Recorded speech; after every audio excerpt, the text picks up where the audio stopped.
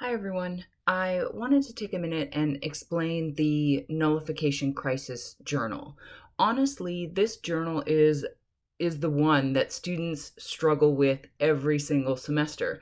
But I usually get the opportunity to walk through the documents in class in order to clear up the confusion. But with this virtual environment, I've got to try this a different way.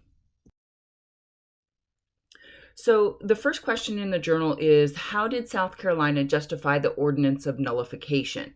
For starters, on page 293 of the South Carolina document, South Carolina begins their explanation. But keep in mind, this is a legal document for them. So, they're using all kinds of official language to support the weight of their argument. And as a result, the whole first paragraph on page 293 is actually one sentence. So skip over that for now and take a look at the second paragraph. It says that the acts and several parts of acts of the Congress of the United States purporting to be laws for the imposing of duties are unauthorized by the Constitution. I underline the word purporting because it is key to understanding the rest. It means claimed or alleged. In other words, Northerners are claiming that this law is about putting new duties or taxes on goods coming into the United States in order to protect Northern manufacturing. But South Carolina is going to argue that's not why this was created. Now look back at the first paragraph. Just beyond the middle of that paragraph, it says, hath violated the true meaning and intent of the Constitution, which provides for equality in imposing the burdens of taxation upon the several states and portions of the Confederacy. I underline the word Confederacy here because it gives us a clue as to what the South Carolinians are talking about. South Carolina is arguing that the United States is a confederacy, as in the Articles of Confederation. A confederacy is like a league, an alliance, like the United Nations. So South Carolina is making a number of arguments here. First, that the creators of this law were not honest about why the law was created. Yes, it does protect Northern manufacturing by making imported manufactured goods more expensive. But South Carolinians are going to argue the law was also intended to punish us, the Southerners. So, first of all, remember that a tariff is a tax on imports. It makes goods brought into the country more expensive. And so it's an incentive for people in the United States to buy American-made products. Second, South Carolinians argue that the tax burden is so unfair to Southerners that it's unconstitutional. What's interesting about this is that South Carolina doesn't actually say how this violates the Constitution, other than to say it's so unfair that it's unconstitutional.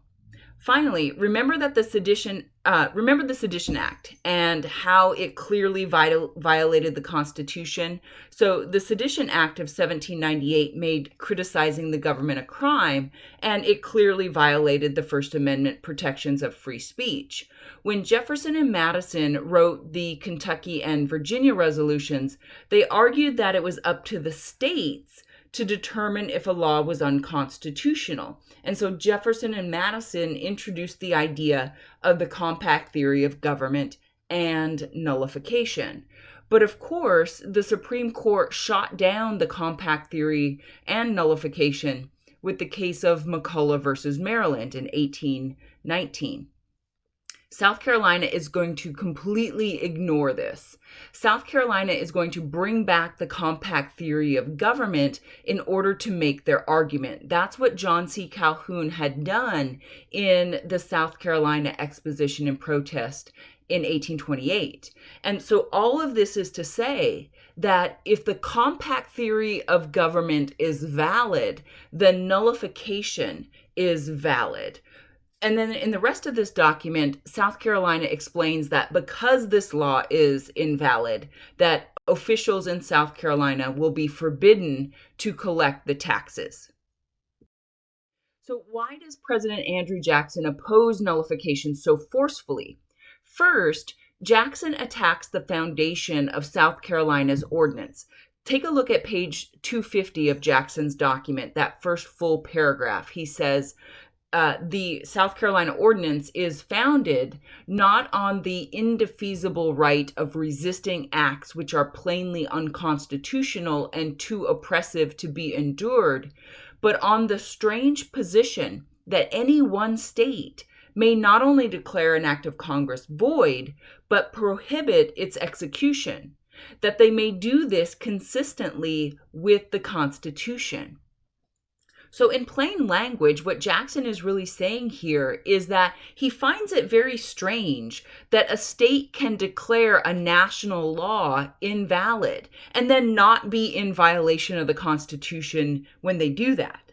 And then continuing in that paragraph, Jackson finds it even stranger that a state has the right to decide whether or not a law violates the Constitution, like what gives them that power.